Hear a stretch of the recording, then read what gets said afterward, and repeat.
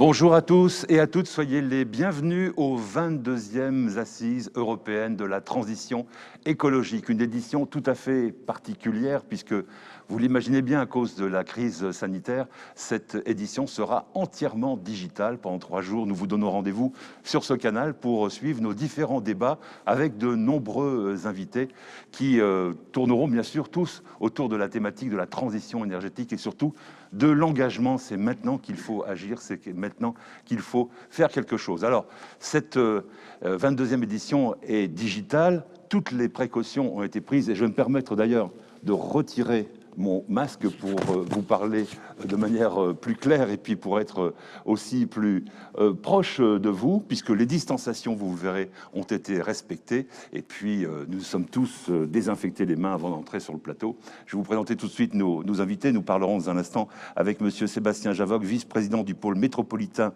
du Genevois français, délégué à la transition écologique et à la qualité de l'air. Merci d'être avec nous. Nous serons tout à l'heure en visioconférence avec monsieur Alain Anziani, président de Bordeaux Métropole. Nous interrogerons également Arnaud Leroy, le président de l'ADEME, partenaire organisateur de ces assises. Mais tout de suite, je passe la parole à monsieur Patrice Vergrit, maire de Dunkerque, président de la communauté urbaine de Dunkerque. Ouf, monsieur Vergrit, on y est. On aurait pu comprendre, au regard de la situation sanitaire, que ces assises aient été menacées, voire annulées. Et puis finalement, nous y sommes, c'est parti. Vous n'avez jamais douté, vous avez toujours eu foi dans votre capacité de mobiliser les services pour les organiser? Oui, bonjour à tous. Tout d'abord, c'est vrai que ça a été une année tellement particulière qu'on s'est aussi posé des questions sur les assises de la transition énergétique. On a cru à un moment donné qu'on allait devoir les annuler. Mais c'est vrai qu'avec le soutien d'abord de nos partenaires fidèles, que sont Bordeaux, le Genevois et l'ADEME, on s'est dit non, finalement, la problématique de la transition énergétique, elle continue, elle est peut-être même encore plus urgente que d'habitude. Et donc, il faut continuer à pouvoir parler transition énergétique. Et donc, on s'est dit donc il faut inventer une façon nouvelle d'aborder ces assises. Alors là, ça fait un peu drôle. Il n'y a pas de public en face de nous. On est face à des caméras, on est à distance. Mais je crois que voilà, ça fait partie de cette époque un peu nouvelle. Alors, je le disais, hein, le contexte est toujours là. La transition énergétique ne s'arrête pas avec le virus. Les enjeux continuent à être extrêmement importants. On est dans un contexte national qui continue à poser la question du climat, à la mettre au cœur du jeu. On a la Convention citoyenne sur le climat. On a même l'État qui est attaqué en justice, l'État français pour inaction climatique. Donc on voit que cette question du climat est encore au cœur des enjeux nationaux et même internationaux. On le voit avec les États-Unis, l'évolution de la position des États-Unis. Et on essaie donc, avec ces assises de la transition énergétique, d'entretenir effectivement la réflexion autour de ces sujets majeurs. Alors Dunkerque n'est pas en reste. J'aurais dû vous dire bienvenue à Dunkerque. J'aurais dû saluer les milliers de participants à venir profiter des douceurs dunkerquoises. Peut-être même de l'ambiance du carnaval, mais le carnaval aussi a été annulé. Mais en tout cas, Dunkerque montre à travers ses politiques publiques qu'il est en tout cas à la hauteur de ces enjeux de transition énergétique. Je veux citer qu'une chose, hein, vous êtes ici dans la capitale européenne du transport public gratuit.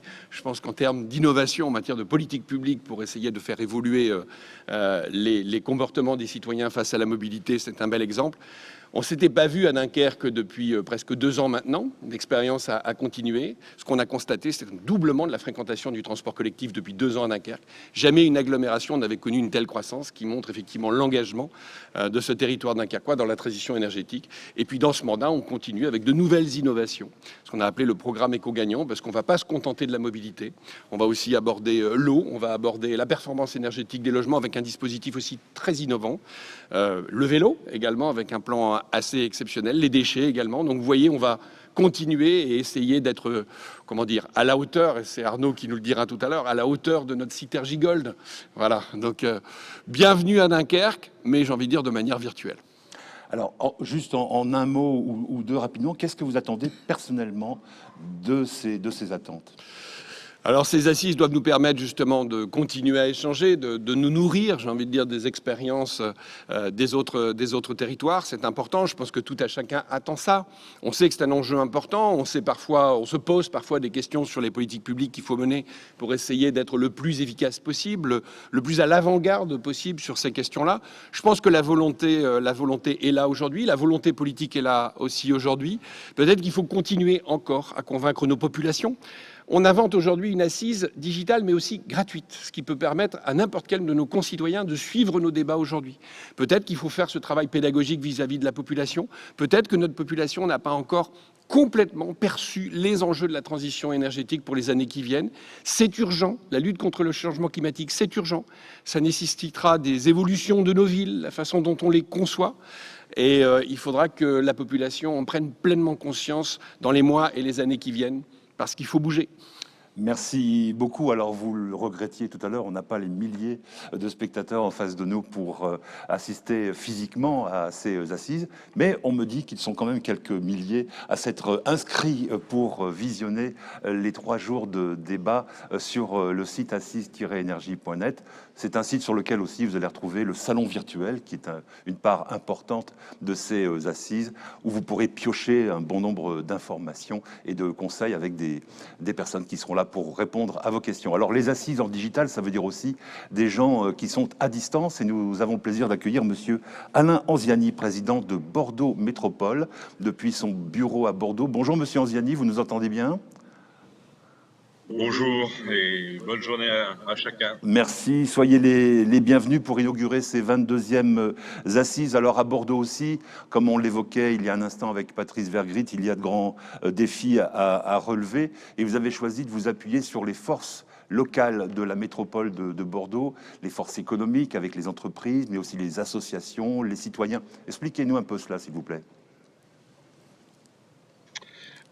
Oui, on a cet enjeu, mais je voudrais dire qu'on veut partir aussi d'une réflexion pour être efficace en matière de transition écologique. Il faut aborder sans doute deux questions qui parfois peuvent être contradictoires.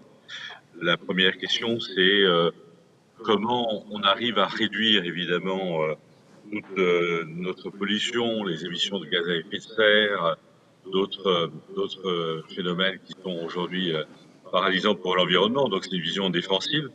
Et puis une vision offensive qui consiste à dire comment on peut aller de l'avant aussi et continuer à produire. J'ose le mot pour continuer aussi à supporter une croissance, mais une croissance qui doit être verte. Et donc comment arriver à concilier ce qui paraît assez inconciliable. On peut le faire en travaillant avec les entreprises, bien entendu. Nous, vous savez, on a sur le bassin d'emploi de la métropole et même de la région, on a évidemment une filière aéronautique qui est très forte. Donc la question, c'est qu'est-ce qu'on fait des avions? Voilà. Est-ce que les avions doivent demain être interdits ou du moins être considérablement diminués? Leurs vols doivent être considérablement diminués ou pas? On sait très bien que si nous faisons ça, on a une catastrophe économique majeure. C'est des dizaines de milliers d'emplois sur toute la région et sur toute la métropole. Et ces emplois-là ne seront pas remplacés du jour au lendemain par des emplois plus verts. Donc la solution, et on travaille main dans la main, de faire une aéronautique de demain qui soit une aéronautique plus respectueuse de l'environnement, donc avec des avions verts, c'est possible. Des avions verts. Ça peut paraître étonnant, mais c'est possible. Aussi bien au sol, parce qu'on peut éviter qu'au sol, il y a des émanations de gaz à effet de serre. Donc pour ça, il y a des techniques qui sont par exemple du roulage électrique qui permettent de réduire considérablement ces nuisances. On peut évidemment aussi avoir des avions verts dans le ciel, avec des biocarburants, mais il y a des problèmes de réglementation qui se posent. Mais demain, en tout cas, c'est l'horizon 2030, d'avancer vers des avions propres et à terme, évidemment, des avions à hydrogène. Donc je crois que c'est ça peut-être le pari de Bordeaux Métropole, c'est d'arriver à concilier à la fois le développement durable, la croissance et la croissance verte, et travailler main dans la main. On a de très bonnes relations évidemment avec un autre grand groupe qui est Thales, et on voit que Thales est très sensible à l'idée de mobilité alternative, et que par exemple ils mettent à la disposition de leurs salariés des vélos électriques. Simplement, ils nous demandent d'assurer la sécurité de ces vélos électriques. Donc, on construit des abris pour les vélos électriques. Il y a d'autres entreprises aussi qui recourent à d'autres moyens de transport. On essaye de faire également sur le dernier kilomètre du transport en commun pour éviter les congestions. Donc c'est toute une politique main dans la main avec les entreprises que l'on considère comme nos alliés et non pas comme nos adversaires. Et puis évidemment, on a un autre projet aussi qui doit impliquer toute la métropole, c'est impliquer les collectivités, nos mairies, nos habitants, nos associations, nos entreprises, qui consiste à dire il y a quand même quelque chose de pas si compliqué à faire et finalement qui a un grand effet sur l'environnement, qui est de recycler le carbone. Et comment on recycle le carbone? Eh ben, en plantant d'arbres. Donc j'ai proposé que on plante 1 million d'arbres dans les 10 prochaines années. Ça paraît un peu fou, irréaliste. Moi, je crois que c'est profondément très réaliste et c'est tout à fait faisable. Et d'ailleurs, on a commencé à planter depuis l'automne. Et donc ça veut dire un grand mouvement. C'est-à-dire qu'on va modifier le PLU pour arriver à ça. On va travailler avec les entreprises pour qu'il n'y ait pas une entreprise sans un mini-parc autour d'elle. On va travailler avec les habitants pour leur dire allez-y, venez, on va vous offrir des plans, de semer ces plans. Donc de créer un grand mouvement pour avoir 1 million d'arbres sur la métropole et qu'ils soient des arbres en ville, voilà, pas uniquement aux abords de la ville, ça c'est facile à faire. Pour nous, c'est très facile à faire en tout cas, mais même au centre des villes. Donc au centre des villes, on est quoi? Eh bien, on est des îlots de fraîcheur. On sait que en 2050, la température de notre métropole sera celle de Séville. Et on sait que le trait de côte de la Gironde a reculé de 2,5 mètres, recul de 2,5 mètres par an. Donc, il faut qu'on se prépare à ce choc climatique. Une façon de s'y préparer, c'est de créer des îlots de chaleur, de fraîcheur, c'est de favoriser la biodiversité et c'est d'aménager des puits de carbone. Donc, c'est une politique à laquelle tous les habitants de la métropole, je l'espère, vont adhérer. Merci beaucoup, Monsieur Anziani. On vous retrouvera à un autre moment pendant ces assises et on retrouvera l'agglomération de Bordeaux Métropole à d'autres plénières avec grand plaisir. Merci de votre participation. Je sais que vous suivrez ces assises dans votre bureau à distance. Je me tourne maintenant vers Sébastien Javoc. Vous êtes, je rappelle, vice-président du pôle métropolitain du Genevois français. Vous êtes partenaire de l'organisation de ces assises, délégué à la transition écologique et à la qualité de l'air. Vous êtes un nouvel élu sur votre territoire. Est-ce que vous considérez que c'est un avantage d'être un nouvel élu ou plutôt un inconvénient pour relever les défis qui sont les vôtres? Alors, avantage ou inconvénient, je ne sais pas. En tout cas, nouvel élu, mes 47 ans, peut-être aussi, je commence à être un vieux citoyen. Vieux citoyen où j'ai quand même pris conscience que voilà, on a du mal à terminer notre ère où on a été les apprentis sorciers sur nos ressources. Ça, je pense que c'est un constat qui est partagé. Et où, à l'heure où on traverse une crise sanitaire sans précédent, on écoute beaucoup le conseil scientifique.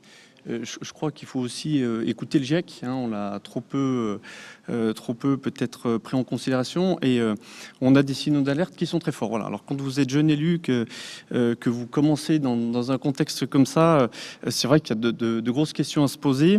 Et je pense qu'au-delà de la transition technologique qu'on essaie de faire tous, qui est nécessaire, il faut aussi qu'on fasse une transition sociétale profonde qui maintenant doit être aussi rapide et forte. Ça, c'est notre enjeu en tout cas.